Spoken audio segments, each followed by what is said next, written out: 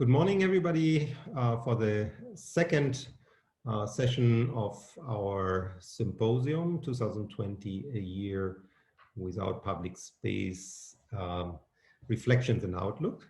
And this session will look at digital public space in this very critical period.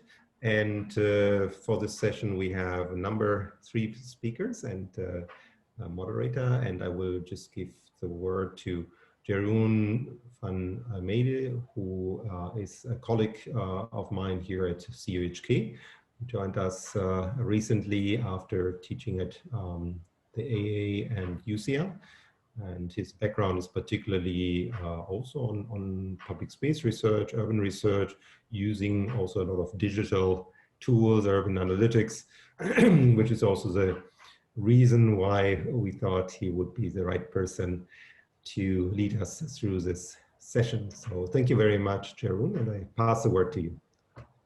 Thanks so much, Hendrik, and also Louisa, for organizing this amazing symposium. So just to kick off the session with the title, Emergence of Digital Public Space, Harnessing the Power of Data, which obviously connects very well to what's already been addressed in the introduction, that maybe where other realms of public space have been used less, there has been an extension of the realm of public space into the digital domain due to the pandemic. So today's speaker is particularly well suited to address these tendencies because they're already involved in research about maybe the processes that were already going on before the pandemic but have been accelerated by that, such as move to online shopping, etc., online video conferencing, but also the management of cities, either as sort of top-down city planning and management process, but also the grassroots development of communities and neighborhoods. So I just introduced the three speakers in the order that they will be presenting as well. We are very grateful to have Tat Lam, who is also our colleague at CUHK, who was trained as an urban designer and architectural researcher and has practiced in urban design and regional development consultancy for the last 10 years. He's interested in studying and providing holistic social development solutions for governments and institutions. And he's currently the CEO of Shanzai City, which is a social development technology holdings company, focusing on creating data solutions, products, and services to unlock capital for sustainable development for both enterprises and grassroots level clients and users. Our second speaker is Timothy Yakna, who is the Dean of the College of Design, Architecture, Art and Planning at the University of Cincinnati. And he was previously a professor and associate dean at the School of Design at the Hong Kong Polytechnic University, where he was a leader and master of design program for urban environments design and a co-leader of the Urban Environments Lab, with extensive publications on topics such as digital technologies and public space, including Managing with the Unmanageable City in the book Cybernetics, State of the Art 2017, article Buildings Cybernetically 2011 in the International Journal of Cybernetic Systems and Management Sciences. Our third speaker is Manfredo Manfredini. He's been a regular contributor to the series, which I was a regular audience member. He's an associate professor and director, international engagement at the School of Architecture and Planning, University of Auckland, and also honorary professor at the Hunan University. His current research interests address post-urban spatialization forms and correlated design aspects, particularly focusing on valorization, requalification, and redevelopment of architectural and urban heritage, affordable and special housing. Recent publications include Simulation, Control and Desire, the Urban Commons and Semi-Public Space Resilience in the Age of Augmented Transductive Territorial Production, and the journal Public Space, and the Virtual Public Thing, the re-territorializations of public space through shopping in Auckland's urban spaces in 2015. Sorry, the title was quite tricky. Thanks so much everyone for joining. I will just pass on to our first speaker, Tat Lam, for the first series of 15-minute presentations. And in the meantime, we'll collect questions from the audience through the chat box for a Q&A afterwards. You say the Q&A function there. Okay, hello everybody. I will try to make it 15 minutes for my presentation. It is about decentralizing developments, like how we can actually create a digital platform to actually, for example, at this particular time or even in the future, data technology can actually create a participatory or consensus-based development model. I'm personally teaching at a CHK School of Architecture for the last decade. Actually, part of this presentation is actually some of the student work, and part of them is actually from my private practice in Shanghai City, as Jordan has been introduced actually a technology development company. So the ideas that we'd like to really mention here is that COVID created the current paradigm shift in our whole world, that we need to, or we actually forced to work as a collective in an emergent network and trusting the revamped, trustless new order of the society, and even the way of working. The whole idea about this intermediation is actually a collective action at this particular moment, which actually comparing to the Steve Jobs, like 20 years ago, like the avant-gardism is actually quite different in terms of the digital transformation age that we are facing at this particular time, because we need to actually put the general participation digitally on everybody's palm, not just a device. The whole idea about like this presentation is actually how we actually able to understand the life cycle of urban space making. You know, from the identification of development need for the societies, which is usually what the government do, like how to actually assigning tasks to, you know, specific entities as, you know, development, you know, organizations, private sector, government sector, like all this kind of thing, and then development projects, try to, you know, create that programs or urban space for the beneficiary community. And there is this ROI, or return of investment, either monetary or social value driven.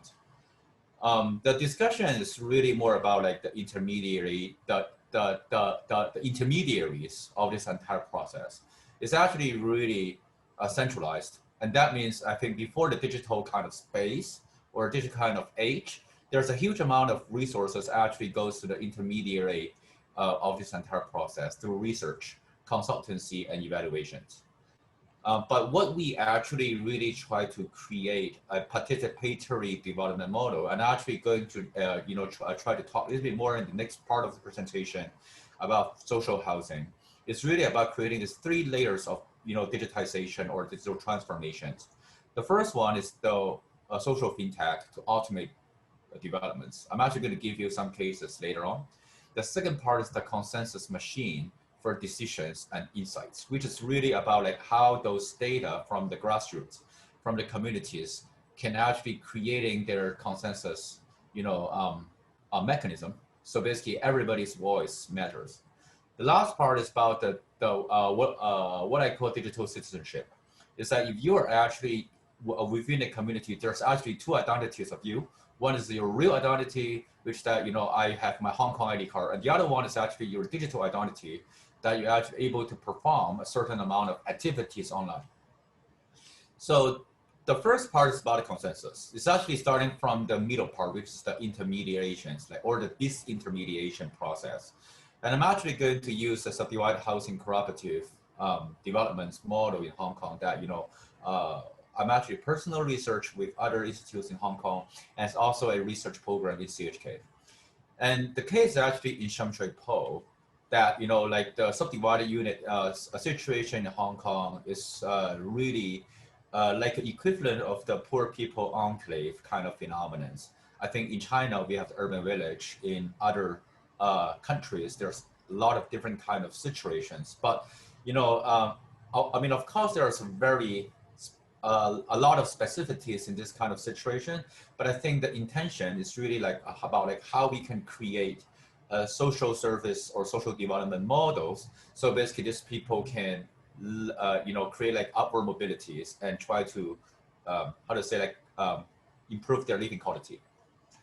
There's actually a few models that we're actually looking at. One is the share ownership model. There's actually a few attempts of that in Hong Kong that, like a few decades ago, that's not really successful. There's also a lot of this kind of models in the Europe or a lot of European countries. So basically, this is one case in the UK that, there will be a private-public partnership model that the community members start to not just as a renter of the property, but actually become a stakeholder of that. So basically, there is this process of collecting consensus from the communities about like, what do you want to build? And there's also a lot of other movements. For example, this is one in New York. It's actually working on a blockchain system that you can not just using this platform to rent a housing, but you can actually invest. So basically, it's like the the real estate model of a Grameen Bank, that you can actually be the creditor or a depositor of this entire system. But it's actually all done through a fintech platform. So basically, like all this data can eventually start to create a transparency of the marketplace, and also try to decentralize the participation, also the financial contributions into the entire real estate market or social housing market, which is actually quite different from the public housing or social housing or the mainstream housing kind of a model. So basically, I think there's actually a discussion about participations, and there's a lot of levels of participations in the last, 50, 60 years before, and definitely we would like to push for the real participation. And that means there is actually a citizen control, a delegation, and partnership that we like to form over there. So I think the question is more about like with or without technology or data technology, how this can be done, or what cannot be done, or what can be done right now, which is cannot be done before. I think there's a whole discussion about this whole methodologies of housing or urban space development. So, I mean, on the very typical way, which is actually what is working on in the studio in CHK, is actually what a gamification workshops with local residents actually created. That there's actually a database that we try to create, a analog, a version of the database, which is what we call the microservice card game. So this is actually a miniature or a pilot of a digital tools that we're building. But on this one, it's basically like a game that everybody can play on the cards. So basically all the behavior and transactions of values among the communities in the workshops actually track with paper and pen. And hopefully like this kind of, a design of the workshop can eventually creating, the digital platform for us to collect more data about the online behavior of people engaging with solutions. And on the other hand, there's actually a multiple layers of different kind of games that we are actually creating, because we believe that, the digitizations actually always want some sort of fun, because, gamification or having some sort of fun and the digital transformation strategy always work together. So there's actually the second game that we actually designed, which is also a digital and also an analog game.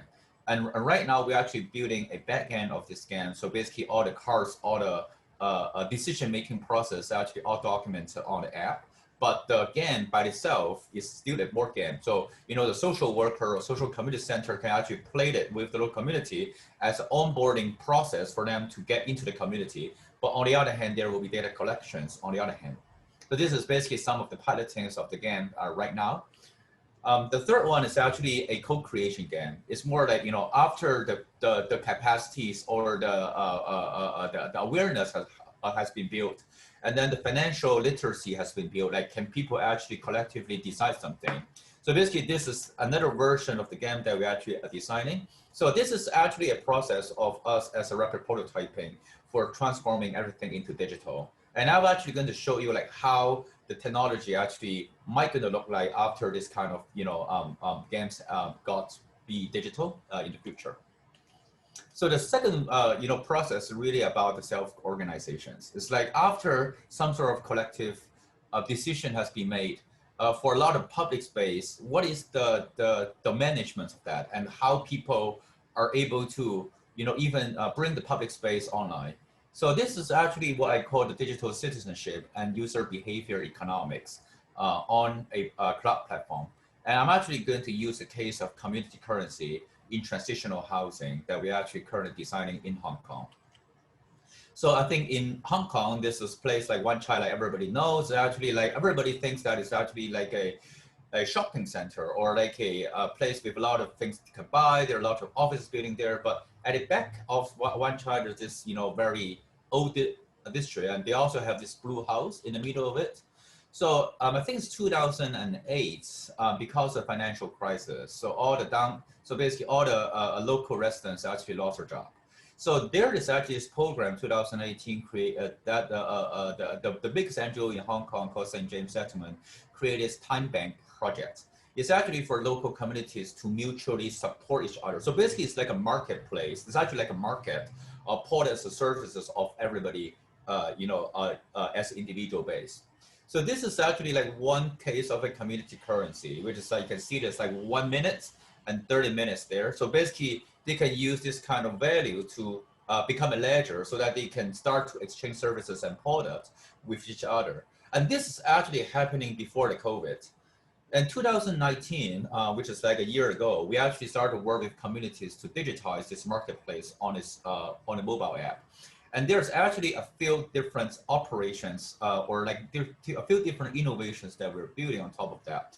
The first one is really about like how we're able to digitize the identities of everybody. So everybody not just have a currency or some bills in their wallets, but actually having a digital ID. So basically we can always track the behavior of every single person in these communities without actually knowing their privacy. So basically there's a zero knowledge proof data management system that we built to protect the privacies of everybody.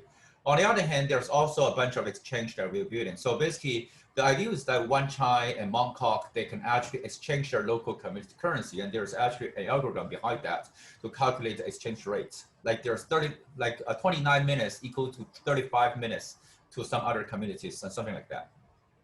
So basically, this program actually got really big traction right now because of COVID and because of the transitional housing developments right now. So one of these cases, the Nanchang 220, is like one of the transitional housing operated by Tonghua Hospital Group. And there's another one with So Oak, operated by Society of Rehabilitation.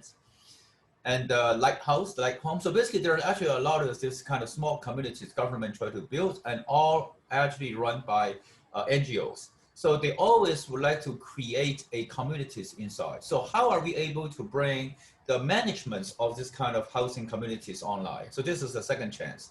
And we basically start to think about like, we want to digitize this book that actually documenting everybody have how much time or credits to the internet. So at the end of the day, they're not just going to the stores to do the exchange. They can actually do exchange at any time, anywhere on demand.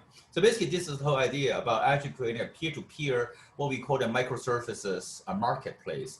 And this lady is actually doing a Chinese guasang, right? It's basically like a massage from some other people, but they can actually earn the credits, and with the credits, you can actually pay somebody to take their mom to go to a clinic tomorrow or something like that.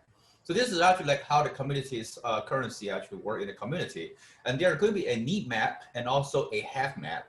So basically, we can start to map out what is the what's the need in the community, and what kind of resources everybody have. Moving on, they also try to work with the general community around it, because, for example, the transitional housing or this kind of community NGO, they actually have a budget that they can pay for setting up a canteen or some sort of other services within the community.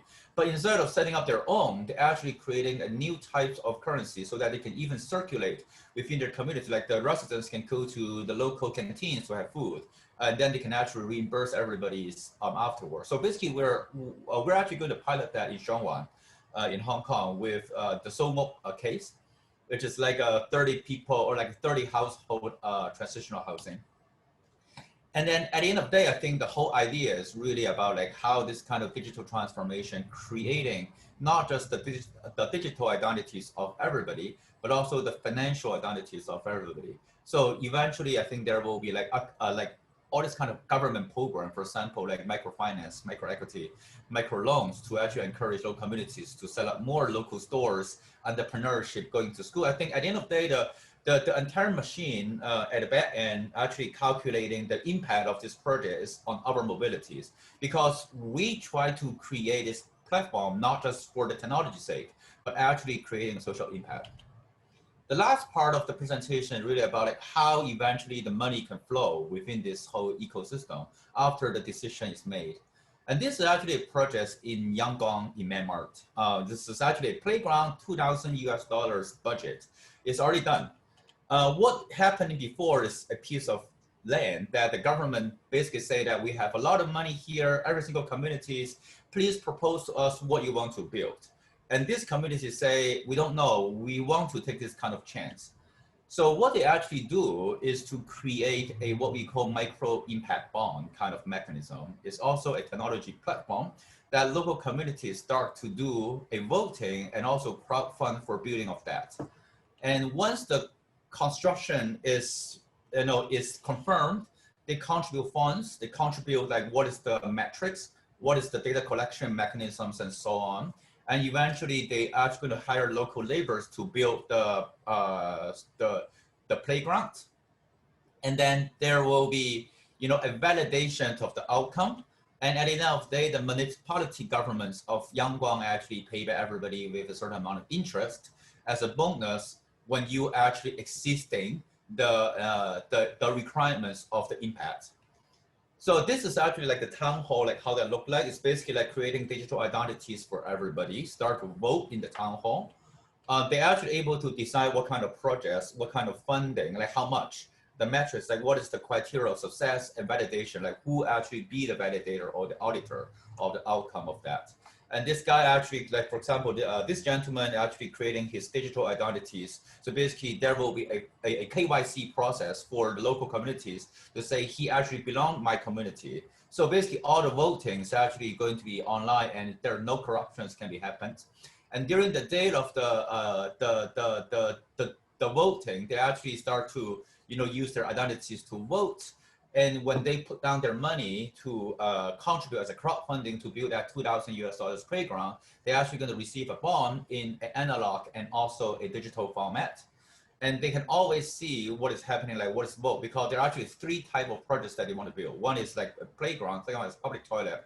The third one is like a fence around the reservoir, and eventually they choose the playground. So basically they, like all the participants, all the community members, they want to know if this is actually the real need of the community, and the government also want to know. They don't want to say like the villager chief just want to build a big sculpture in front of their house and then got a reimbursement from the government.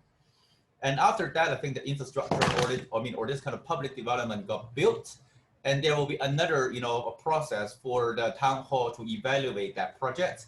And this is actually like, how the workshop actually being doing that local communities using the digital device to validate the outcome of the project. And I think what I want to conclude for this presentation is that I think what we try to really do is like really about like how data can flow from the bottom to the top. So on the one channel is really about like how we actually able to create a need map. So for example, the projects in Myanmar, the government actually saves so much money doing research, understanding what kind of facilities and infrastructure or micro infrastructure that each of this community need. But they actually use this process of self-validation and crowdfund and so on, and they basically pay back. They want to put down some sort of bonus on that, but they're still saving that money through doing like big kind of like large-scale research and so on. There's a second process of the consensus metrics, which is like, what is the decision that we can make from the community through workshop, through, gamifications and so on. And the third way of flow of data is really about like the validation of the outcome. So I think that's the end of my presentation for now. Let's, thank you very much. Let's discuss more in the Q&A session. Thank you.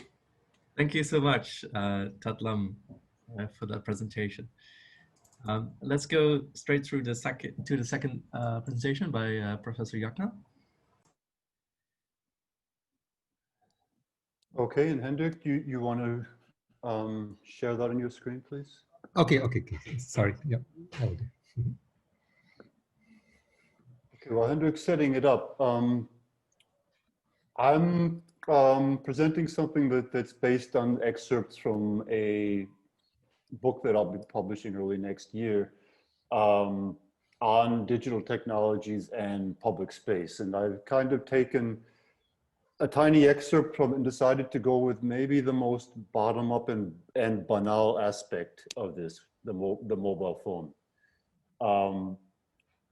So I'm really looking at the bottom-up ways in which our cyborg selves, that means us plus our digital gadgets, are changing the social nature of public space. Next slide. So I also apologize, I'm going to be doing what I don't usually like to do, which is reading from a script, since this is excerpts from a book. In their use of personalized digital devices, urban citizens reconfigure the ways in which they use and relate to the public spaces of cities. The mediated city has seen a more fluid definition of categories of public and private, as digital devices and networks, along with changing norms and modes of organization, bring activities formerly associated with the home and workplace into public space. These and other practices change the ways in which people understand and use public space. The mobile phone particularly is changing people's core perceptions of self, community, time and space, profoundly affecting the way that cities are used and experienced. Individuals coordinate their social relationships, public interactions, movements through urban space, and their use and perception of these spaces through a battery of functions supported by these personal devices, including instant messages, email, voice calls, and more elaborate applications such as wayfinding, ranking, location-based gaming, geo-notational applications, etc. The Finnish researcher Timo Kopoma has called the mobile phone the compass and beacon of users of contemporary cities. And the landmarks by which one orients and guides oneself through the public space are not only the fixed structures and spaces, but also the fellow urbanates, our fellow friends with whom we coordinate. Next slide, please. Many of the functions that have traditionally been brought people out into public space are now personalized and privatized, as public space is to a certain degree been emptied of a large degree of its political function and appropriated as a commercial medium. Using wayfinding apps, location-based games, and other such applications, individuals access personalized views of the urban spaces they occupy. The personalization of maps is afforded by applications such as Google Maps, for instance, such that no two people will be presented the city in the same way by their devices. It's indicative of a trend toward reducing the shared points of reference that we have in public space and the way that we interface with it between us and other members of the public, creating what has been called a personal database city. Personal digital technologies in public space can be used to construct media walls to claim a piece of privacy in public space and project one's attention into a virtual environment, even as one's body remains in physical public space, as in the Japanese teens' trend of using their mobile phones as so-called territory machines to create a private cocoon at will within public space. Next slide, please. Oh, phone cameras. The cameras on the smartphones, they're a type of distributed sensory network that captures the banal and the non-unique, repetitious aspects of urban life, becoming more pervasive even than security cameras, and making urban citizens into amateur photojournalists. These devices can also be used to record the extraordinary and disruptive events in the public realm and circulate these images among local and global publics nearly instantaneously. So, for example, as in the insider images of the 2005 London underground terrorist bombings. Such recordings provide a first-person, in-the-moment experience of the event as it folds for a broad public, more visceral, immediate, and personal than the post-event reportage of official news outlets. Citizen recordings of criminal activities and acts of police brutality, such as the murder of George Floyd by a police officer in Minneapolis that sparked the social upheaval that's still unfolding here in the US. They're likewise diffused through such networks, bringing behaviors often conducted in a split second in the fringes or shadows of urban public space and society into the view of an international digitally mediated public. Protesters also use tactics of peaceful witnessing through their mobile phones, in which they're not just witnessing for themselves as public individuals, but serve as the eyes of the distributed global network by live streaming or recording, as in the cases of dismantling texts and placards of the Occupy movements. Citizen witnesses serve as a sentient probe, shedding some light on what it means to be a citizen within the context of social media use. Is my screen covered with something? Oh no, sorry. I forgot. Yeah. Sure. We're on Yeah. slide 5. We should progress to slide 5 now, please. Mm-hmm. Yeah. Next one, yes. Mhm. So Malcolm McCulloch suggested that the locative media-enabled urbanism of the mediated city is less about physical location, movement, or boundaries, and more about how people obtain, layer, and manage their public connections. Geocoded internet data can be used to create hybrid experiences of physical and virtual public spaces that go beyond the simple accessing of information to activate different layers of experience of spaces through the superimposition of virtual informationscapes onto physical landscapes. Public spaces can be browsed and searched like a web space, and our interaction with them can be configured to suit each of us individually. Context-aware technologies empower urban citizens, giving them control over their safety and security. But these individuals also hold the purse strings to their location information and other data, as well as their attention, all of which are commodified. This is the new currency of empowerment in public space. The willingness to surrender one's locational data is driven by a cost-benefit calculation. It seems that people will allow this information to be harvested from them if it supports the functionality of location-based games or allows coordination in public space with friends and others, or enables location-based social network apps such as Foursquare to reward them with coupons and discounts to places where they frequently check in.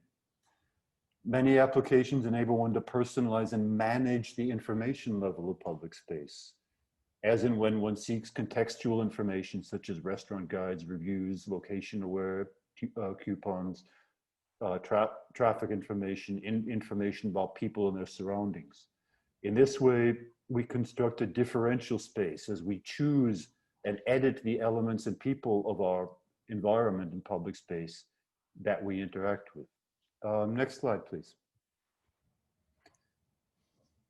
Location-based mobile games, LBMGs, make use of locational affordances to blend physical and digital worlds in gameplay. Unlike many digital games, desk digital games, LBGMs deepen people's engagement with physical spaces and the people in them, at least potentially, rather than extracting people from public space. For example, it's been claimed that Pokemon Go can make people more aware and appreciative of landmarks and public spaces in their cities by drawing their attentions off screen to look for details and places, to scrutinize their environment.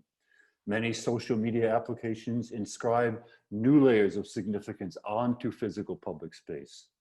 Ingress, for instance, is a location-based game that uses augmented reality to superimpose a science fiction play scenario onto physical public space. Such games reconceive public spaces and monuments as battlefields and prizes in a war between rival teams. Public landmarks in the city are appropriated into the game logic as strategic portals fought over by rival teams. These portals exist not only as nodes within a digital representation of the material space, but also as physical landmarks that bear sociocultural and material significance prior to and above and beyond their incorporation into the game. Location-based games play with narratives already embedded in the physical public space. They reinterpret the physical material structures of the city through play, similar to the urban subcultures that form around skateboarding or parkour. The players of these games constitute a set of communities, a set of sub-publics or even counter-publics, distinguished by a shared set of practices and a shared set of readings of public space. The semiotic landscapes of the game and the physical public realm can clash, however, as when the Holocaust Museum in Washington, D.C. was designated as a Pokestop in the Pokemon Go game, leading to public outrage. Next slide, please. So location-based mobile games have been lauded for their ability to lure people out of the physical private realm and to interact with others in public spaces, despite their shortcomings. Such games have been linked to an increase in interest in outdoor activities among older children. So this implies that we begin to see games in a different light, as occurring at the same time within game spaces that are abstracted from the world as such, and interleaved with the spaces of everyday life. Such games dissolved Huizinga's magic circle that separates game space from the space of the real world. Rules of behavior and accountability in games are blurring into public space behavior. Games can superimpose different standards of appropriate behavior that can override established norms in physical public space. The introduction of other geographies of significance onto the physical spaces of cities constrain the carrying capacities of urban spaces, bring unwelcome crowds to private addresses, and encourage inappropriate behavior at sensitive sites, as I mentioned before. The video game researcher Brendan Kjord claims that the games like Pokemon Go create, if not a global public, then at least some sort of socially leveling way of meeting and interacting in public. People adjust their paths to coordinate with others and feel familiar with unknown environments, knowing that other people like them, that is, other players of the same game, are around, and encourage them to venture into even unknown, unfamiliar parts of the city. Next slide, please.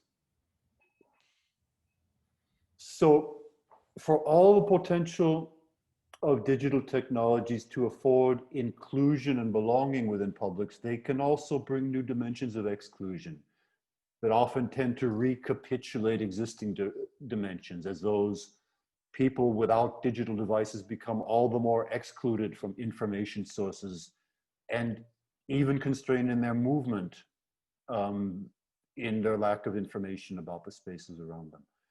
Thus, in many cases, location-based games and other applications reinforce the privileges of the moneyed classes in the right to public space. The LBMG Ingress that I mentioned before, for instance, was found to have fewer portals in African-American neighborhoods in major US cities than in white neighborhoods, showing a dimension of inequality. So, to keep on time, I've gone through this relatively quickly, but to conclude, as societal norms, cultural values, political context, and technological possibilities evolve, so too do the forms and roles of public space. Likewise, the discourse on the use of digital technologies in cities is evolving from one centered on issues of technological advancement and the applications of these technologies to support governance, enhance functionality, and open up new entrepreneurial markets, into a discussion of the social and cultural consequences and possibilities of the use of these technologies in all aspects of urban agency. Next slide, please. So it just remains for me to thank you and to point out that's the title of the book that I'm aiming for. It's in the publisher's hands. It should be out early next year. Thank you all for listening. Thank you so much, Professor Jagna. So we just continue with the third speaker of this session. I ask Manfredo Manfredini to start by sharing your screen. Sure. Thank you very much. Thank you very much, Jerome, and especially thank you, Hendrik and Louisa, for putting up this incredible event after such a year of complicated things, including the big organization of these series of webinars and parallel projects that include one that we run together for the WN. So what I'm trying to do here is actually to create another, to present another paper, which is in reality, as Jerome was saying, having another complicated title. I was thinking in the meantime of making it simple and call it whatever happened to public space and urban commons, but actually it was too late for your advice. I'll use it for the next presentation. So this one is titled Emerging Digital Augmented Urban Commons, Parapolitics and Counter-Hegemonic Forces for the Right to the City. And it is a reflection, as the title of the symposium, on the transformation of social spatial production and the restructuring of urban commons that foregrounds the impact of new technologies. I'm copying Timothy's system to actually prepare something that can be read for many reasons, including by Italianated English, and the fact that we're now talking of we're using these digital systems. So you will see the text written on your screen.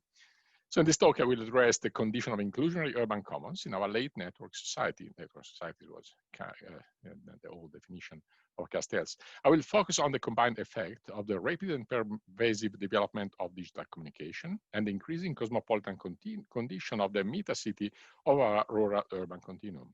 By foregrounding how this transformation strengthens and develops these commons, and by taking into consideration the works of Laclau, Mouffe, Rancière, and others on democracy and equality, I will articulate the intersection of questions on space, hegemony, and relationality. So in a way, working on what Timothy and before him also Tarlam discussed. Overall, this discussion aims to affirm the centrality of the inclusionary urban commons in the pursuit of an ethically led development that copes with the ongoing globalization of local communities. First, I will discuss the changing nature of relationship between the opposed forces of hegemonic domination and distributed appropriation in the emerging specialization of forms of the hybrid actual digital commons. The opposition of these forces is seen as producing an internal tension in most everyday practices. While on the one hand, the pervasion of digital system unleashes a wide-ranging relational agency and expands the form of external control that occlude the public sphere, on the other hand, this system creates free spaces that favor inclusionary dialogue and political action, as we have seen also in the two discussions that came before, that just were given, the presentation were given before my one. I will then conclude by addressing how these changes affect the role of architects and urban planners and demand increasing awareness of the ambivalent agency of the emerging spatiality. What you see on the right-hand side actually is a sort of illustrated background. By the way, I'm using, in this case, the movie that was done, film that was done by Guy Debord, that was actually working the exact same way. The first part, the one to do with the force of hegemonic domination and occlusion of the activation and infrastructure of the commons, discusses how new digital technologies strengthen the hegemonic position of dominant actors over countering autonomous associations by expanding the capacity of the former, so the dominant actors, to access, control, and disempower the activities, institutions, and values of the latter. Seamless operations over multiple spatial and chronological distances enable the dominant actors to implement parapolitics of control and persuasion that suppress deviated subjects on a widely differentiated public. Parapolitics is a question of Rancière. Such a penetration into the antagonist spheres enables the dominating apparatuses to increase the effectiveness of their procedures of surveillance and dispossession of the realms of commoning. And at the same time, this infiltration restrains the public sphere by propping up the production of consensus and the homogenization of practices and activities. Here, consensus is slightly different from the one that Tarlam was talking about. The mechanism of surveillance and dispossession use digital augmentation and big data analytics to multiply the methods to capture emancipatory and subversive relational activity and intercept the related concrete infrastructures. Automated processes detect, identify, target, and monitor and analyze adverse and divergent network associative processes to implement minor multi-level policing actions that restrain the development and diffusion of adverse conception, perception, and practices. The mechanism for production of consensus and homogenization create specialities that use digital augmentation to strengthen the affirmation and primacy of the dominant paradigms.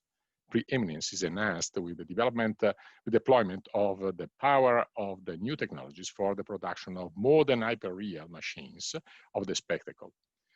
Metapublic spaces with multi and fully synchronous virtual augmented and mixed realities are created to deliver delightfully constructed grounds of well-being. And that's exactly a sign, talking of well-being, that you can see on the right-hand side in my preferred case study looking at this thing, which is a shopping mall in Auckland, the largest in New Zealand, called Sylvia Park. Such advanced specialities are designed to grant the dominating actors control over communication system. Compatible and deviant messages are detected and they are treated differently. The compatible are acknowledged and the instrumental and given eminence, their reach is extended, their position made central, and their power to assimilate the diverse and emboldened self-regulatory affiliation, uniformity, and integral harmonization capitalized. The deviant messages, on the opposite, are identified as a threat and marginalized by disrupting, blurring, and disordering their flow. The effects on the public sphere of these specialities were augmented disciplinarity, and we're talking about disciplinary society, Foucault, are particularly evident in the inhibition of diversity. The homogenization of models, practices, and values deprives subjects of independence and autonomy. The imbalance of power restrains the transformational capacity of the local agencies. The combination of such processes hinders the development of activities and infrastructure for individuals to gather together politically and constitute urban commons as effective counter spaces for collective individuation and differentiation towards the creation of diverse yet communal worlds.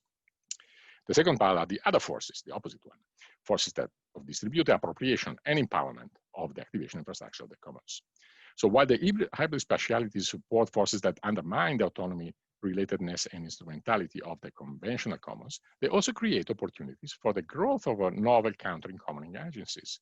The complexity and incongruencies of the intersecting digital and actual realms create multiple gaps in the dominating apparatuses that allow for countering practices to escape their control. Residual and marginalized agents, networks, and resources find autonomous space of action in the articulation of context-specific linguistic coding and media platform formats. Within this space, which is left free as it defeats external surveillance information with different locative attributes, flows through multiple channels of interoperable platforms and morphs over various combinations of modes, video, audio, and text, formats like different system coding, sorts, live and recorded, and access power restricted. What you see on the right actually is a project done by a student of mine on exactly one of these shopping malls. These interstitial free spaces, well, of course, it was a subversive project. These interstitial free spaces find adequate ground to develop by exploiting the incongruencies of local frameworks, customs, and the normative settings. The gaps, for example, are generated by inconsistent or conflicting ownership and management of physical space and digital services, or by contrasting legal frameworks of the jurisdiction in which the operation occurs. Key to the empowerment of the countering specialities that regroup the residual and marginalized forces is the driver originated by the sphere of the sensible. The fundamental parity of distribution of the sphere substantiates the subversive agency of these spaces of unequal social orders and homogenizing processes. By informing the forces that contrast the imposed conception, perception, and interpretation of the real, the subversive agency appropriates and reframes codes and modes of abstracted sign values. This reframing affirms equality and creates cultural counter-hegemonies. And here is actually Gramsci, and it's talking like a move, but we're going back to our Italian Gramsci, that build the political capacity of the grassroots to gain centrality and sustain individuation amid diversity. Deploying the very relational and infrastructural basis set up by the forces of dispossession and homogenization, these counter-hegemonies make full use of the functionalities of their actual virtual continuum to reassemble the social and reinstitute the commons. By enabling the recombination and the interoperability of distributed networks and systems, the hyperconnectivity grants the counter-hegemonic coalitions a robust and in place multidimensional relationality. Such recombination not only guarantees seamless flow of information among mobile and displaced components and agents, but also favor the integration of the complex local networks of which these are part. Such a connectivity also radically transformed the organization of their commons. The new infrastructural configuration are granted maximal recombinant properties that enable them to materialize through contextual embodiment of remotely connected components. The results of the adaptive, mobile, and variable combination make it possible to swiftly substitute any part of the infrastructure with an equivalent one that is situated in different places and concurrently operating in unrelated systems. The recombinant capacity and the distribution grant the new associative chains a strong redundancy and safeguards the autonomy and integrity of their counter-hegemonic action and discourses. The resulting metastability of these infrastructures and networks does not compromise their integrity. Rather, it guarantees continuity, their continuity, cohesion, and individuation to the growing translocal community. Well, that's exactly the other question here, that communities are becoming mobile even in excess of what they were in the past. So in the last meeting, in the last webinar, we discussed a Padurai statement that found the community were actually no longer bound to particular geographical determinants in the 90s, so 20 years ago, 30 years ago. Commons are translocalized without losing robust social, spatial, and temporal determinants based on diversity and differentiation. Heterogeneity becomes a fundamental driver of processes of integration and constitution of unities that preserve the multiplicity of paradigms, personalities, spheres of thought on the translocal and transcultural communities. New orders sustaining distributive justice, self-determination, and autonomous process of individuation and collaborative association are hence created. And now to close, the question of what we have to do as designers and planners. A thorough understanding of the transformation of the process of specialization of the urban commons, so due to the diffusion of the new technologies, fundamental for architects and urbanists in their pursuit of spatial justice. Their engagement with public space is extremely challenging, as their decisions are susceptible to the external forces that, on the one hand, expand the domination by implementing specialities of either excessive and dissociative production, that is, using the digital augmented combination of production and consumption to further their agenda. While, on the other hand, affirm equality by developing counter-speciality of profuse relational reproduction, that is, deploying emergent hybrid condition to develop coalition, individuation, and differentiation. But talking of presumption, which is actually George Ritzer thing. The development of plans and policies that articulate these conflicting modes of production is very critical, as the mediation between them is subject to expanded balance of the digital augmented commons.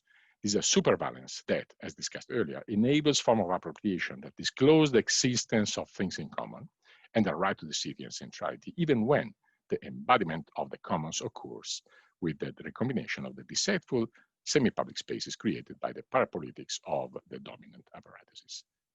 Thank you very much indeed.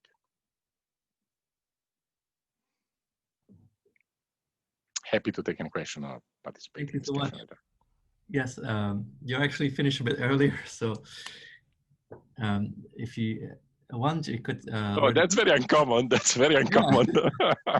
We just saw a message. There's 3 minutes left, and then. Look at that. Maybe if you want, you can stop sharing the screen, and then we can maybe already. Sure.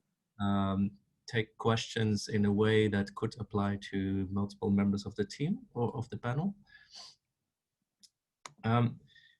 Maybe just to mention that members of the audience are welcome to write questions in the Q&A. I haven't seen that many yet, so they're welcome to add more. And maybe I'll just start with a question myself first to sort of give the audience a bit more time to digest everything, especially the last presentation, which was a very intense flow of information, I have to say, but also in a way inspiring, because as you mentioned many times, it overlaps with the previous two presentations. So my question would be, if we have a superimposition of virtual on public space, as Professor Jagna mentioned, and there is an increasing amount of importance and agency assigned to that use of those virtual networks within the public spaces, what would be the repercussions maybe in the longer term for the design of the physical spaces, not just from point of landscaping design, but also policy and management, especially in relation to, for instance, whether you can speculate on whether public space managers would welcome or try to discourage certain processes of, as Manfredo, you mentioned, these sort of counter-hegemonic forces.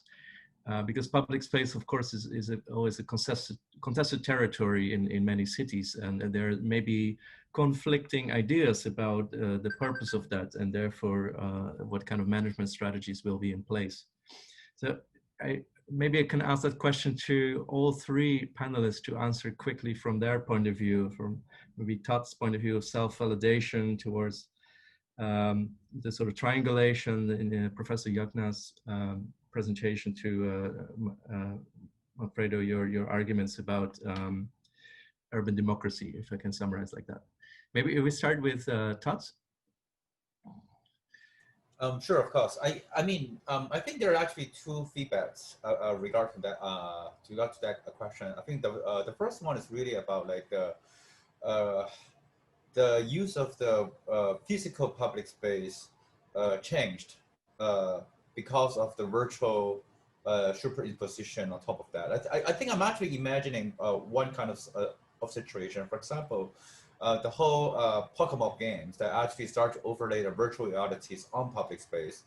I think there are actually going to be like a really interesting situation might happen. For example, like a shopping mall, which is like a public, which is something like a privately owned public space. But imagining you just try to put a physical structure there, there will be like a whole process of, you know, approvals and so. I mean, of course, for to put a physical structure in a public space, like a government-owned public space, you seem to go through all these kind of processes. But I think the virtual reality actually start to even, I would say, like blur how to say, like the bureaucracy behind the public space. I actually start to like, anywhere it can be a public space because we don't really need to actually go through a bureaucratic process for any approval and so on. But you know, it can be a Pokemon sculpture on somebody's private space, and then you can take a picture of that. I mean, and maybe just outside people cannot access that, you know, in the physical space. I mean, I think that actually creates some really interesting remapping of the public-private kind of lines. And I think the second feedback from my side, I think there's actually the whole discussion about public space, and there's also another discussion about the public sphere. And I think the public sphere really goes to like the democratization, the jurisdictions, like the marginalized, the decentralization of the legalities, like all those kind of things behind the discussion about public space. I think like the whole discussion about like why social media start to create like another type of social or like public sphere, but not really like a public space. I think that actually falls into that part. And on the other hand, I think it's basically my research more about the making of the physical space through creating a public sphere, which is now laying on the institutionalizations or the institutionalist, you know, kind of a structure. I mean, as like a critical action, or like more like even like activism, like a digital activism to actually create actions from the grassroots. I think all those actually rely on more the democratizations of urban development, urban planning, urban space, like those kind of things. So, I mean, I really think that like this conference actually lift up the entire discussion from actually the space into the public sphere. I think this is actually something that, you know, quite awesome about this whole discussion. Thank you.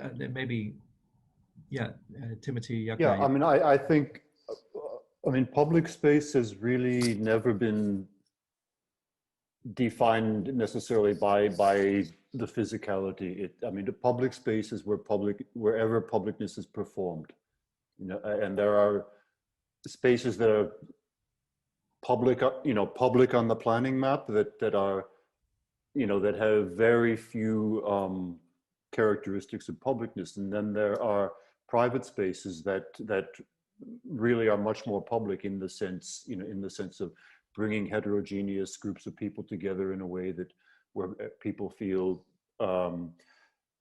equal ownership and equal spaces where they are able to manifest themselves, but are also committing themselves to be in the presence of others. And I think that this has always been going on, that you know, that that we've been creating public space by the way we perform. We all know that digital technologies is freeing this up to a large degree. And I think that I mean, the home, you would say, in a certain way, the home is fulfilling, for the average person, a lot of the functions that public space would have performed not that many decades ago. You know, where you go to be entertained, you know, people are cocooning to be entertained. Where do you shop from? You know, you know, where do you go out to shop? Where do you go, you know, to seek information? Where do you go to socialize with others? It's through devices, often in the home.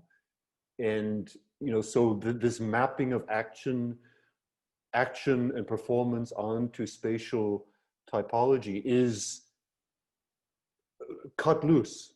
And I mean, that's, you know, you can take this in many different directions. You could say, well, that's for the space designer or architect, that's extremely liberating, you know, because you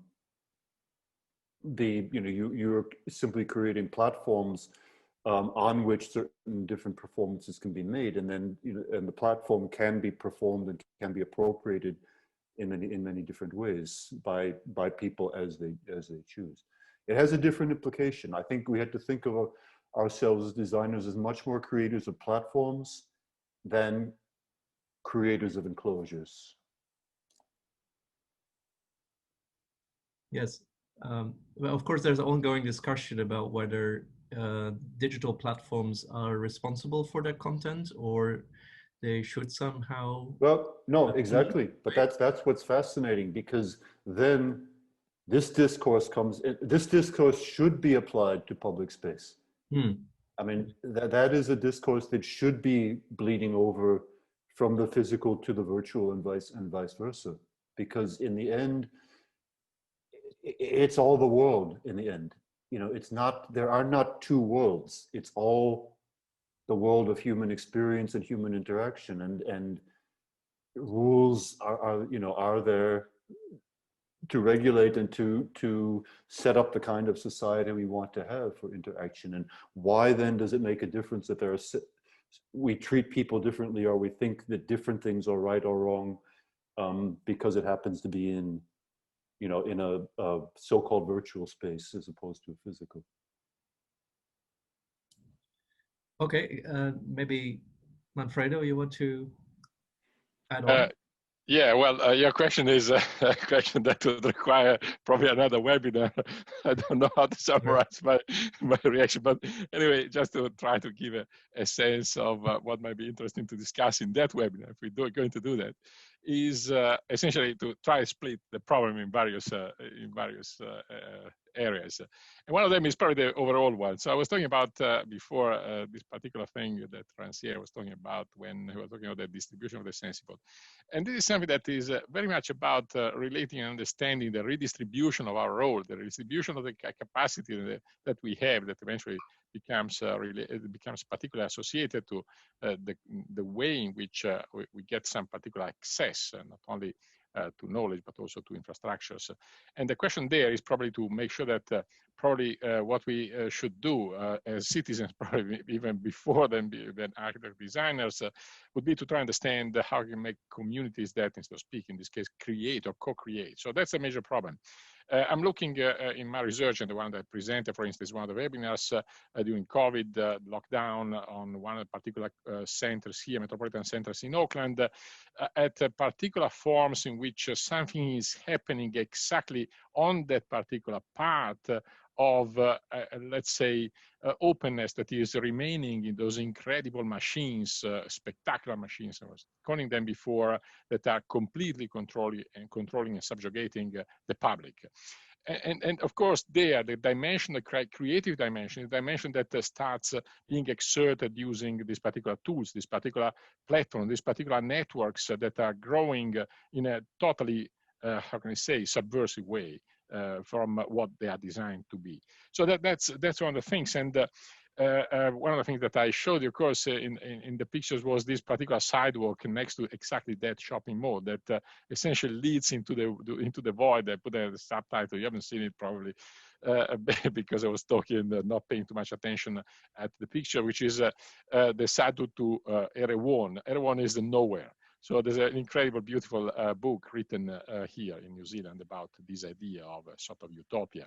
And this is exactly a sidewalk which I found in a very same way, designed the very same way at the mall that Elizabeth Crawford and others made famous because is the West Edmonton Mall, which has exactly the same feature. So these are places that are definitely not for communities, that don't actually cater for any need that connectivity, that aggregational forms have beyond the ones that are under surveillance and under monitoring.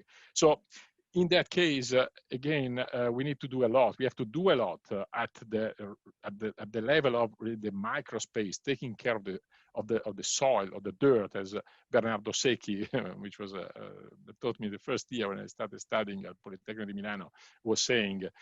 And this is particularly important because this is the way in which we are able to create those form of coalition and narratives. And I was mentioning before the work of Ernesto Laclau and Chantal Mouffe. So this is exactly the way in which we should operate and bring people together, create these forms of linkages that absolutely are disrupted by the way in which we're building our cities. And yes, of course, also there is a very important discussion to do around what Timothy was saying. So the question around what it is public, what that really means. The relation public-private is still important. Yes, it is very important, but it's not that public and private are a permanent determinant of any particular speciality, unless in a specific contingent situation. So I kind of arranged all over the places, but that's my probably most synthetic answer to your question, which is absolutely crucial for this particular question that we are addressing now with this expansion of the reality into something which we probably don't know what they are. And this expansion of reality in this super mix of local and global in a way in which this responds to our, I was talking before, translocalization, individual and of our community within cities, so not only the migrants, is something that really needs to be investigated and engaged in a different way than with the traditional ways of solving problems locally to solve them globally. Great, thank you so much. And maybe to add on and then make a bridge towards one of the questions from the Q&A, because you mentioned the pros and cons, maybe to summarize in a silly way, agency and surveillance. And Tablam also mentioned this principle of tracking, right, as a way of adding agency to a community, but somehow to participate in those systems, you need to be part of a sort of a registration mechanism that could have weak points as well, of course. And the question from the Q&A is from an anonymous attendee writing that the contradiction between physical proximity and social distance were captured among young people with their headsets. They could be in their private space, even face-to-face. With this phenomenon, what does this kind of close privacy affect our public space design? Maybe Tat, you want to start again, your interpretation of that question and that. Well, I think this is more like a privacy in the sense of a feeling. So basically, it's like, when you design a car, it feels like comfortable because you're in private space, you're protected, you can talk about things inside the car. I think this is just one type of the privacy.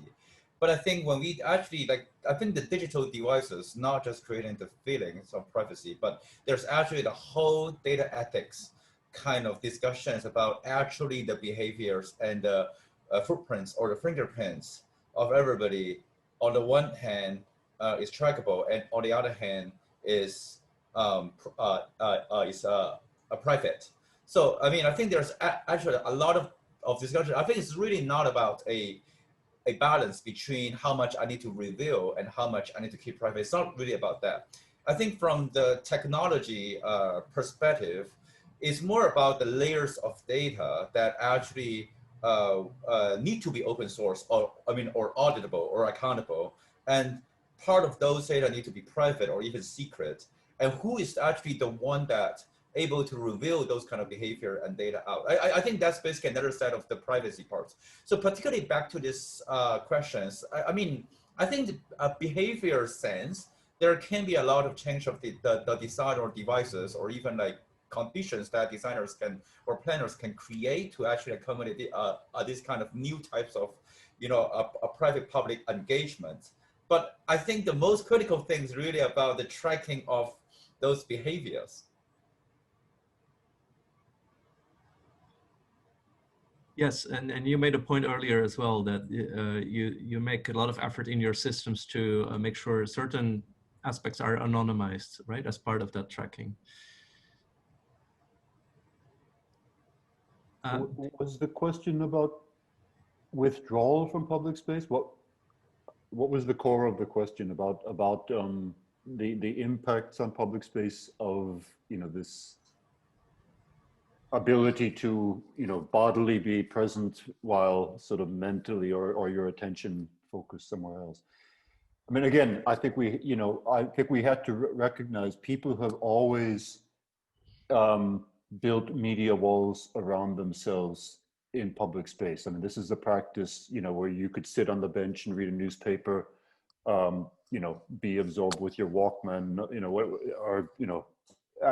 whatever area. I mean, so this is a tactic that has always existed, and it does reflect in a way. One of the things that we want from public space is that I feel safe and secure. I don't feel that I have to be constantly vigilant. So I think that it's, I wouldn't want to oversimplify it, because it does reflect the ability to be absorbed in something other than being constantly aware of the environment is something that we could say is positive about public space. And I think public space it's a slippery referent, because it probably every 5 years means something else. And I think it's it's one of these things we have an idea what it is until we have to define it.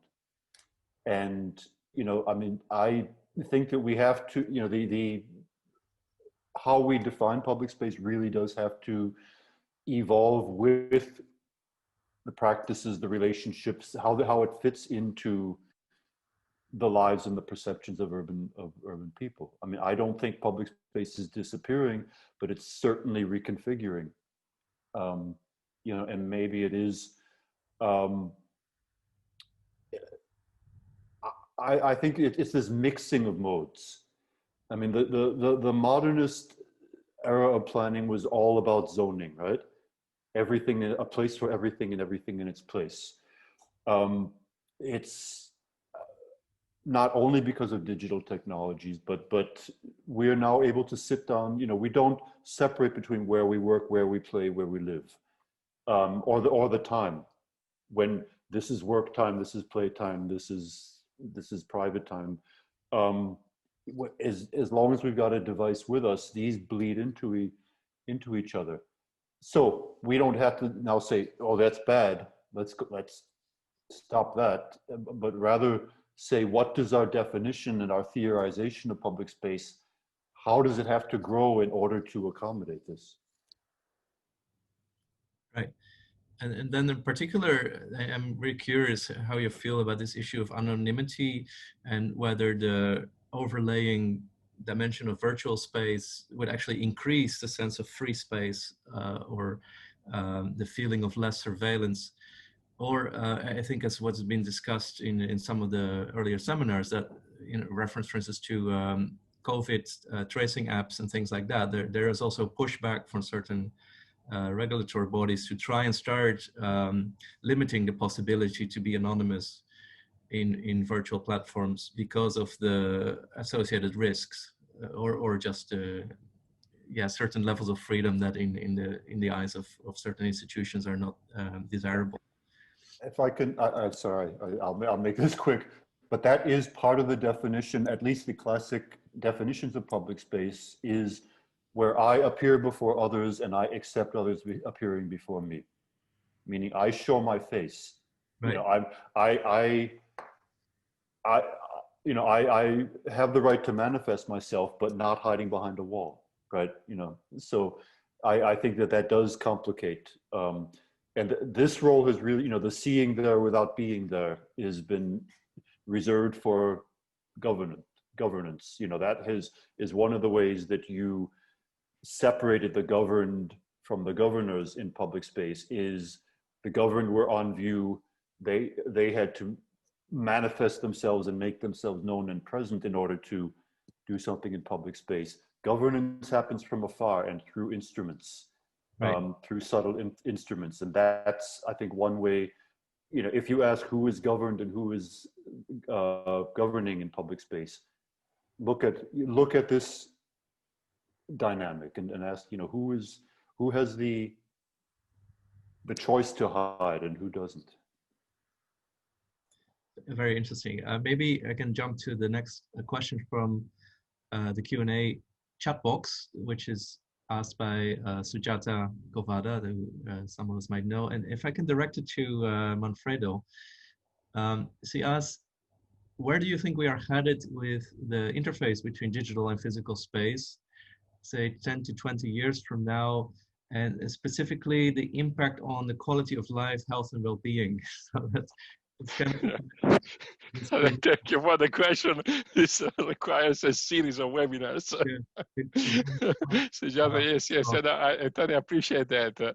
And I still struggling to understand what's going on nowadays. I have no idea about the future. And so looking at talking of these, I think that it's important really to really make our head around what is happening. So my research on public spaces on this digital dimension is actually to try to understand the problem that was embedded in the previous question. So what it is happening at the moment in which we see that our public spaces are no longer relational.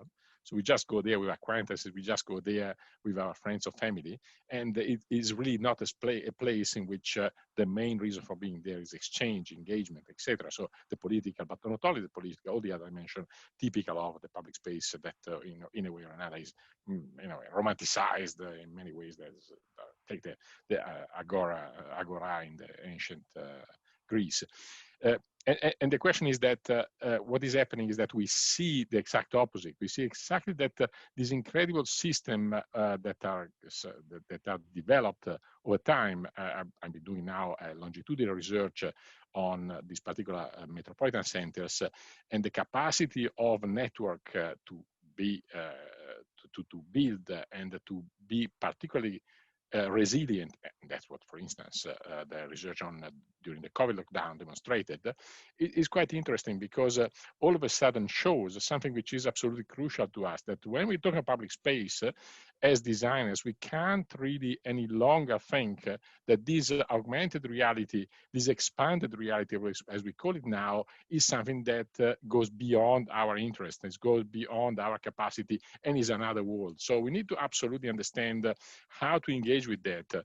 And of course, now the example again comes from the election in the US, in which apparently the Russians, they invested an incredible amount of resources into a particular, how can I say, narrative that again is completely out of our control and is absolutely specialized, in this case, embedded in one particular place, which is not where this was originated.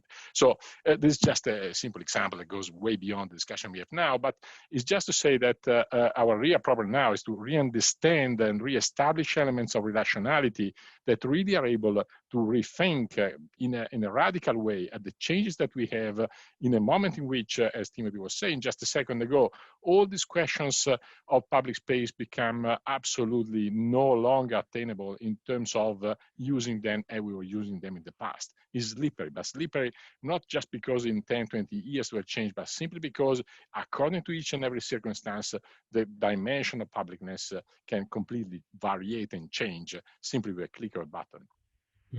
Yeah, I feel that Timothy might want to respond to the argument about the political narratives you put. I don't know if you want to say something, or otherwise we should go back to maybe the core of the question, which was really I'll about. go back to the questions. I'd rather have more questions than more of me talking. Right.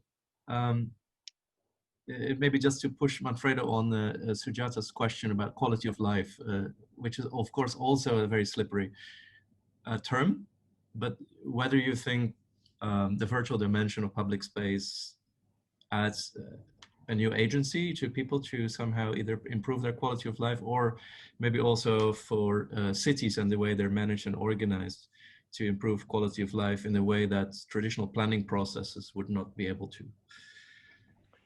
Well, now here again, to take it from probably the easiest way I can take it at the moment to answer to is, so what is the quality of life and how we defined, I was trying to, in a way, touch upon the question of well-being in my presentation as well. But the main question here is what we can do really to isolate some particular conditions and understand them in a way in which this particular question, this particular problem of quality of life becomes relevant. A project which was part of this research on how can I say, digital space or digital component of the public space was exactly looking at all this privatized space. So in Hong Kong, for instance, there's this quantity of privately owned public spaces that are actually completely beyond operating, some of them, completely beyond their nature. So the way in which they were conceived and the way in which they were eventually implemented and traded with something else, which is usually floral aeration. So the question there is simply that when we were looking at what was happening in Auckland, because we have them in Auckland as well, the first thing that we wanted to do is to create a system that would allow people to understand what is it actually happening in these places, where they are, how can they use, what are the facilities, what is the kind of right that we have in using them, and what is the way in which these things probably have to be completely scrutinized and redefined in terms of checking what they are really delivering in relation to what they were actually supposed to do. So, and this is actually the project that we did, and we did it with local communities, and we did it with very specific intents, even of looking at what is happening in New Zealand with some particular groups. In this case, we looked at the Maori, so the native population in New Zealand, and how their particular way of understanding the landscape, the space, has been negated, has been completely twisted. And that's something that really has a lot to do with well-being and quality of life, because when you start talking about well-being and quality of life in terms of not only social relations, but in terms of culture, in terms of way in which all the things that have to do with our daily life, they come together in practices that at a certain point tend to be completely induced by these machines that I was talking about. Then, of course, we have to decouple, deconstruct all these things, deconstruct all these particular linkages, and exactly open up with lines of light, and probably find some opportunities to really not only move in the cracks of the system, which is what I was talking about in presentation, but really find a way of getting into the driving part of the machine, and not being able just to work as spectators. And that's what really will make a change in the quality of life, if we can do anything. Great. There's one more question from the Q&A. It is specifically addressed to Dr. Tatlam, but maybe we can rephrase it slightly so that we can ask the three panelists to give a brief answer. We have about 6 minutes left. The question is specifically about the crowd mindset, or maybe to put it differently, the sense of community through virtual communication platforms.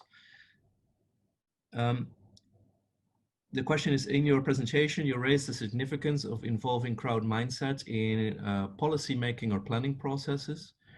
Was this triggered by COVID-19, or was it a natural evolution of a rising concern in inclusive planning processes?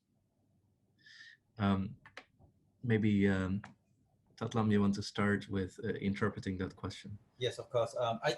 I think what I actually mean by that sentence is actually more like the crowd mindset now actually happening at a social elite layer, which is, whatever happening like 20 years ago when Steve Jobs hold his iPhone 3 on the stage, say, I'm going to revolutionize the world, and everybody start to put the devices on their hand. I think that's the old age.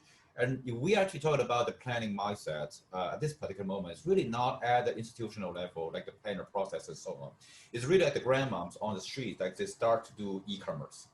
Because the entire global supply chain, the global value chain got break down because of COVID, COVID and the quarantine and so on.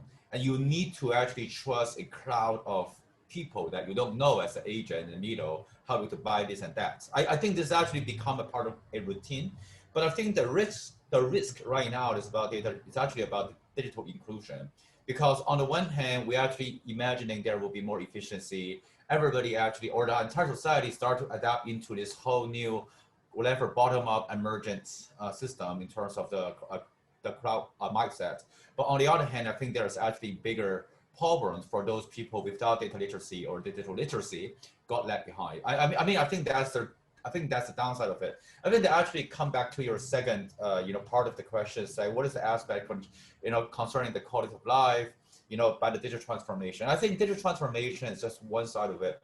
There is a whole mega trend from the bottom up, not the middle layer, not the top layer, about digital transformation, or they don't even know that they actually already engaged. Like, for example, right now, is when somebody asks me to go to a meeting, go to a conference, the first thing that I think about, I don't want to fly, I don't want to get on a flight. I mean, we can do this conference like this. And I think the whole habit of humanity actually got changed. But the problem is really like how we're able to mitigate the risk of people lagging behind. So the other side of digital transformation is actually data inclusion. I mean, to me, I think they actually come back to the last question about like, what is the impact on the quality of life? Like my understanding, whatever data or digital transformation, or even public space, is more like the mean. I mean, when there's public engagement, there will be government engagement. So it's always like that. It doesn't matter if it's physical or digital.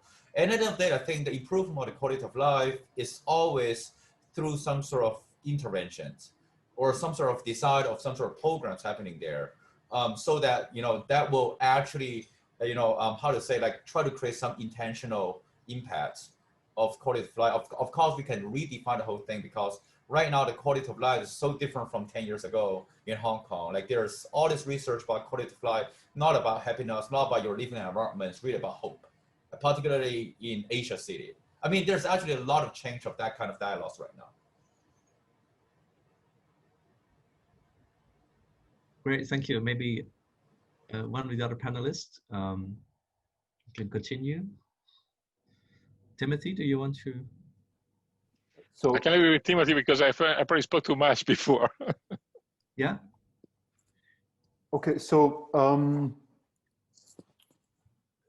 I think that you're talking about the crowd mentality, and I think there's an sort of an interesting taxonomy of ways we talk about people when they get together. I mean, what's the distinction between a community and a public and a crowd and a mass and a multitude? And they're not synonyms, because they have to do with certain models and certain expectations, right? A community is defined by rules for exclusion and inclusion, right? A community has an inside and an outside. The public doesn't. Public, by definition, must be defined broadly enough to include everybody. But you get to talking about a mass, a crowd, or a multitude, you are losing this sort of idea of cohesiveness or commonality that public implies. And there is always this tension between, are we a public or are we a multitude? Are we just pretending we have something in common, or are we simply a bunch of people who happen to be together by chance? And that's, I don't know, I don't have we're probably both. But I think that I think that the discussion around public space really has to be situated within this larger appreciation of, well, public is an artifact. It's a human artifact. It's a decision of a way of being together. There are many other models that we can talk about, ways of human being together. It is already an ethos. And I think the more we can sort of articulate this as a series of decisions in a series of ethics about how one should live together, I think that's when we can begin to have a more focused discussion. Yes, maybe also to add, there was one more comment from the Q&A that touches on this issue of trust. You mentioned earlier that public space should be where people feel safe to behave in whatever way they want, but also the comment is whether the sense of public space or the virtual world can be too easily manipulated or constructed, so people would feel more untrustworthy about the sense of publicness or a sense of community that is being shaped or framed by outside interests. I don't know if you want to respond to that, or we go to Manfredo for the last. Yeah, let him have a chance. But it falls into, Manfredo, it falls into the previous question about how virtual dimensions of public space add or change the sense of community. Yeah, again, here the question is exactly the one: how we define communities, and again, the way in which define communities is changing dramatically. So it's no longer anything that looks like the communities we had in the past, and all this idea of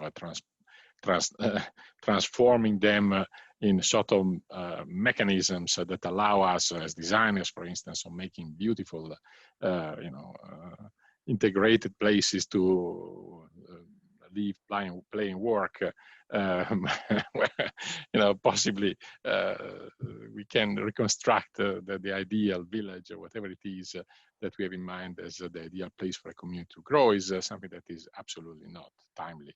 So we need to really rethink at this way in which these systems are operating, and the way in which we have to rethink of it, and then I'm thinking at the system, blockchains and so on, is the way in which we have to absolutely understand the systems of differentiation. So derivatives that might occur exactly because of these processes that they intervene in the system of relation between people are very dangerous, have to be really assessed and evaluated and given the role, a particular role that they have to have in this particular view in which we first and foremost want to express individuality and go towards individuation. So that's the most important thing that I would like to really to express and emphasize. And then, of course, the question of differentiation is a question that brings about the question of trust, and the question of trust, the way in which trust is gained in particular ways that in some cases make us accomplices of systems involuntary or voluntarily for many reasons, in which we end up in these sort of machines of whatever it is, production of forms of consensus which are preventing the capacity of the individual exactly to become a form of creative and propositive agent in that particular setting, which is a community. The question of inclusion is a fundamental one, but again, the question of inclusion is not necessarily related to the fact that we have to include each and everyone. The question of inclusion is the question of creating that agonist condition in which inclusionary projects are designed in order to create and facilitate the processes. Otherwise, we end up simply doing the same things that we are actually at the moment criticizing. So I don't know if that answers, but that's the way in which I think I would frame a discussion around this particular problem of community nowadays. Yes, thank you so much. Does any of the panelists have anything to add that you would like to finish with? No, I'm happy. Okay, thank you so much. Then we'll just wrap up this session with that great summary by Manfredo. But also I'd like to thank very much the other panelists, Tatlan, Timothy Yagna. Thank you so much. And we'll just give it on over to Hendrik, Stephanie. Maybe you would like to introduce the next session for the symposium. Sure. Thank you so much, everyone. So right after this session, in about an hour and 10 minutes, we'll start our third panel. And that's going to be about cities and health, governmental and institutional roles in building resilient communities. We'll have representatives from Malaysia, from Hong Kong, from Taiwan, to talk about the role of institutions, be it the non-government or institution as in the university, and how they're going to play a part in building a post-COVID community. So I'm pasting the website of our full program in the chat box. So if you haven't registered and if you're interested in any of our other sessions and programs for today and tomorrow, you can still check out the website and register. Just click the sign up button for the sessions that you're interested in, and you'll receive the Zoom link immediately. So if you're interested in it, we'll see you in a bit. So just one thing I forgot to tell you in the beginning, I want to thank you, particularly Stephanie and Feng, for what they're doing to support this incredible conference. Thanks a lot. Thank you so much. Thanks everyone, and we see each other hopefully for the next session. Okay, bye-bye. Thank you. Bye. Bye-bye.